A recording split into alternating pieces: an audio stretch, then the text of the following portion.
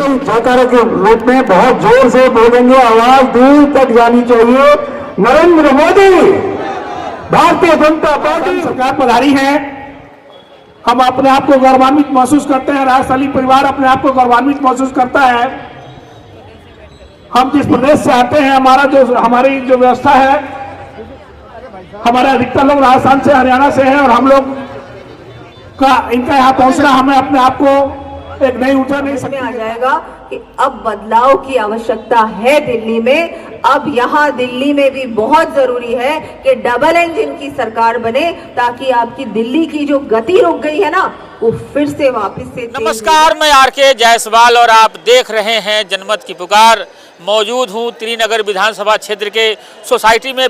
पीतमपुरा की सबसे पुरानी सोसाइटी है राजस्थली सोसाइटी, यहीं पर मौजूद है और यहाँ पे चुनावी जनसभा को संबोधित करने पहुँची हुई हैं राजस्थान सरकार की डिप्टी सीएम दिया कुमारी जी। आइए दिया कुमारी जी से बातचीत करते हैं और आपको सुनवाते हैं दिया कुमारी जी यहाँ पर अपने संबोधन में क्या कुछ कह रही हैं। आपको सब कुछ सुनवाते हैं और उनसे बातचीत करेंगे और यहाँ क्या माहौल बन रहा है सब कुछ आपको बताएंगे। चलिए उनसे बातचीत करते हैं। दिल्ली वालों से क्या अपील करने आई हैं आप? जगह जगह जा रही हैं दिल्ली में। जी बिल्कुल, मैं सभी को यही कहूंगी कि सब भारतीय जनता पार्टी के हमारे जितने भी प्रत्याशी हैं उनको भरपूर वोटों से जिताएं, एक अच्छी साफ सुथरी सरकार लेके आए, ताकि यहाँ भी डबल इंजन की सरकार बने। जिस तरह केंद्र सरकार काम कर रही है उसी तरह से यहाँ भी इस प्रदेश में, दिल्ली प्रदेश में भी वैसी ही सरकार बने, साथ मिलकर काम करे, ताकि एक विकसित राज्य दिल्ली भी बने। लोगों के बीच में जा रही हैं, क्या क्या समस्याएं समस्याएं तो जिस तरह से आम आदमी की सरकार ने कोई काम ही नहीं किया। यहाँ भी जो एमएलए हैं उन्होंने कुछ काम ही नहीं किया। बहुत सारे वादे किए पर मैंने सुना कि कोई वादा पूरा नहीं हुआ। और अब जो हमारे प्रत्याशी हैं वो जनता से जुड़े हुए हैं, हर प्रकार से उन्होंने जनता की सेवा भी की है, वो पार्षद भी रहे हुए हैं, और अब इस बार उनको एमएलए की टिकट मिली है तो उनको अच्छे वोटों से जिताएं, ताकि वो अच्छा काम करें और पूरी तरह से इस क्षेत्र का विकास हो। ये हम इनको आश्वस्त करते हैं कि जिस उम्मीद से आई है राजस्थान से, हम कोशिश करेंगे, राजस्थान निवासी है, राजस्थानी का है, और यहाँ अधिक से अधिक मत प्रतिशत बढ़े। हम लोग इस बात से इनको आश्वस्त करना चाहते हैं कि इनके आने का निश्चित तौर पर पार्टी को लाभ मिलेगा और भाजपा के प्रत्याशी जीतेंगे। मौजूद हैं राजस्थली अपार्टमेंट में, त्रिनगर विधानसभा का ये क्षेत्र है और यहाँ पर राजस्थान की डिप्टी सीएम पहुंची थी चुनावी जनसभा को संबोधित करने के लिए। क्या माहौल बन रहा है राजेश सिंघल जी? अब जायसवाल जी, माहौल तो बहुत अच्छा है। आज बसंत पंचमी है, ऋतु परिवर्तन का पहला दिन है, सरकार परिवर्तन भी आएगी। जी जी बिल्कुल आएगी। हृदय परिवर्तन हो चुका है, ऋतु परिवर्तन आ गया 5 तारीख को। देखिए ये बहुत महज संयोग नहीं है, बसंत ऋतु में हमेशा जो है ना परिवर्तन आता है, और हमेशा जो है ना पतझड़ के बाद जो है हरियाली आती हैं, पौधे नए पुष्प लगते हैं, नई पत्तियां खिलती लग जाती हैं। जिस तरीके से अरविंद केजरीवाल भाजपा कार्यकर्ताओं के नाम एक वीडियो जारी किया है, उन्होंने कहा है कि राजनीति बाद में कर लेना, हमने आप लोगों के लिए भी काम किया है और फिर से एक बार मौका दीजिए, नहीं तो भाजपा आ गई तो सारा कुछ खत्म हो जाएगा जो मिल रहा है। दरअसल क्या है कि अरविंद केजरीवाल ने हमेशा जो है ना भरमाने का ही काम किया। बहुत बड़े जादूगर हैं, लोगों के दिमाग को बदलने में तो माहिर थे ही। 2014 के जो सपने दिखाए थे जायसवाल जी, अब तो सपने के नाम से डर लगने लगे, कोई सपना ना दिखा जाए। बड़ी मुश्किल से वो सपनों को भूलने का काम कर रहे हैं। तिलक राम जी कैसे व्यक्ति?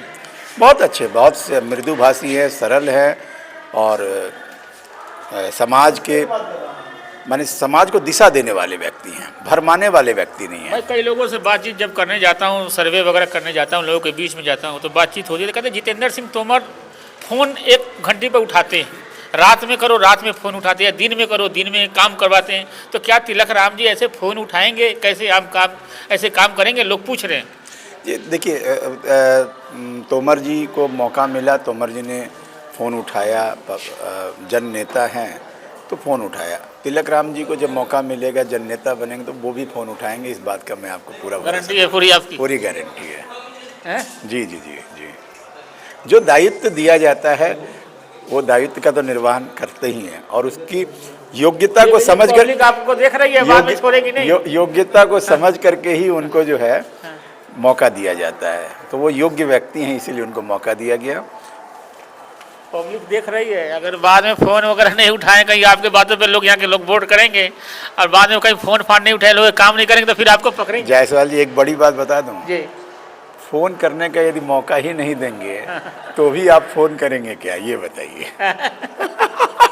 तो देख सकते हैं ये राजेश सिंघल जी हैं, आज इनके ही नेतृत्व में यहाँ पे कार्यक्रम आयोजित किया गया था और डिप्टी सीएम राजस्थान यहाँ पे पहुंची थी दिया कुमारी जी, लोगों को संबोधित की। इसके बाद क्या माहौल बनता है 8 तारीख को पता चलेगा। जो चुनावी सभा है उसमें यहाँ आप लोगों ने मुझे आमंत्रित किया, आप लोगों के बीच बुलाया, उसके लिए मैं सभी का बहुत बहुत धन्यवाद देती हूँ, आभार व्यक्त करती हूँ।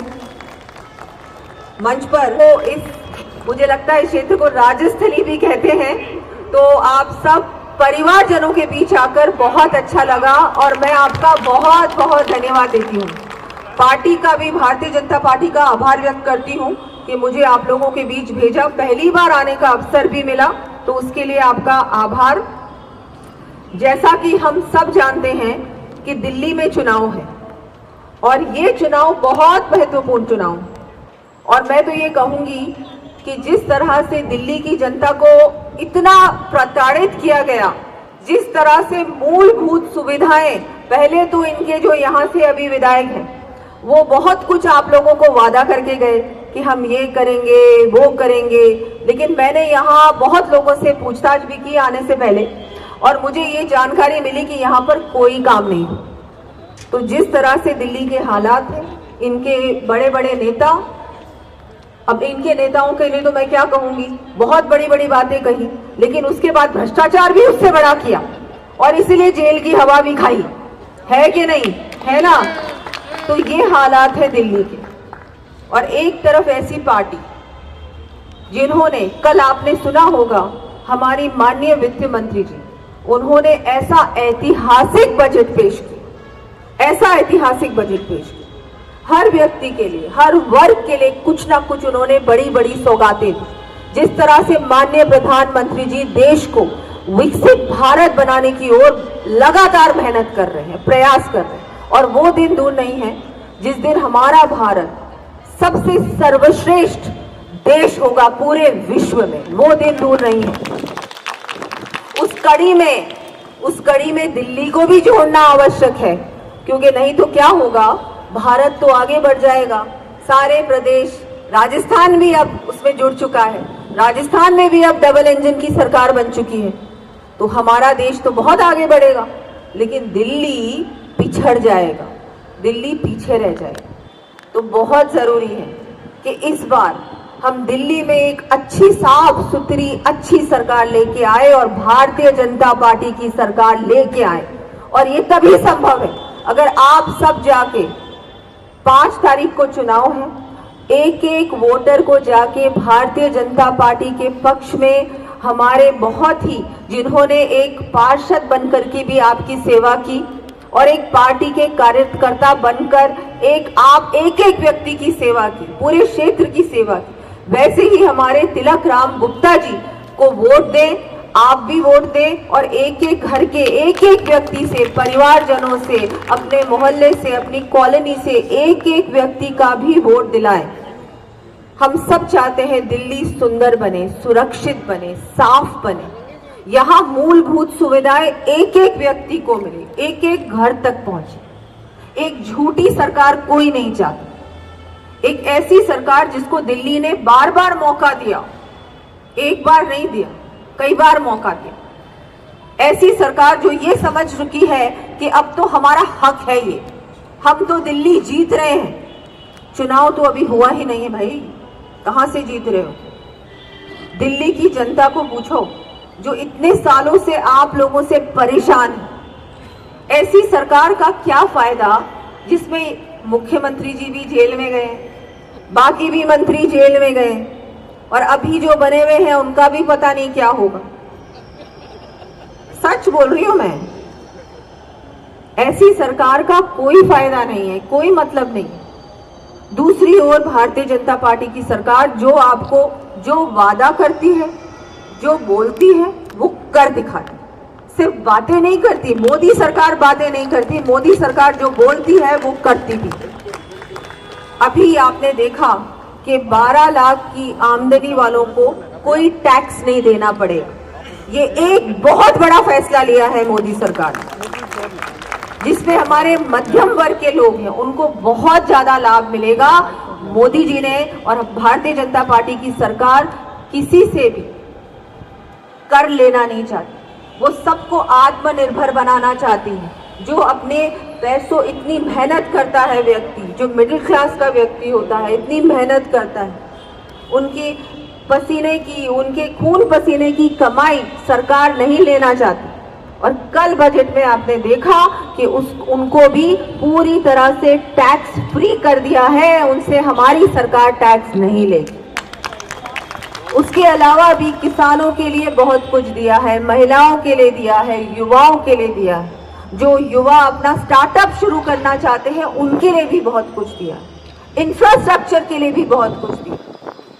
हम सब ने कल बजट देखा, जिस तरह से रणनीति बनाकर योजनाओं के माध्यम से भारतीय जनता पार्टी की सरकार एक एक व्यक्ति तक लाभ पहुंचा रही है। डायरेक्टली आप लोगों के खाते में पैसा पहुंच रहा है, कोई बीच का आदमी बीच में कोई नहीं है जो कोई परसेंटेज ले रहा है। वैसे ही दिल्ली में अब जरूरी है कि भारतीय जनता पार्टी की सरकार आए। मैं आपको बताना चाहूंगी, राजस्थान में 1 साल से हमारी सरकार, और आप कहीं भी किसी को पूछेंगे कि कैसा काम हो रहा है तो आप पूछेगा उनसे, बहुत अच्छा काम है। हम लोगों ने भी वादे किए। अभी हमारा जुलाई में बजट था और उसमें मैं तो ये कहूंगी सारे काम धरातल पर उतर आए हैं। इतना बड़ा हमारा इन्वेस्टमेंट समिट हुआ राजस्थान में, 35 लाख करोड़ के MOU साइन हुए हैं और लगातार मीटिंग हो रही है और बहुत सारे इन्वेस्टर्स राजस्थान आ रहे हैं। ये दिल्ली छोड़ देंगे सारे आपके इन्वेस्टर्स, सारे बिजनेसमैन सब आ जाएंगे राजस्थान अगर ये ही सरकार रही। आप लोग कैसे सह रहेंगे? इसलिए एक अच्छे व्यक्ति को हमने भारतीय जनता पार्टी ने प्रत्याशी बनाया है, उनको अच्छे वोटों से जिताएं और एक अच्छी सरकार बनाए, मजबूत सरकार बनाए, जहां पर भ्रष्टाचार ना हो, एक अच्छा काम हो, पूरे दिल्ली का विकास। तो मैं आप सबको धन्यवाद भी देती हूं कि आपने मेरा इतना मान सम्मान किया। लेकिन अब 5 तारीख को एक भी वोटर घर पे ना रहे।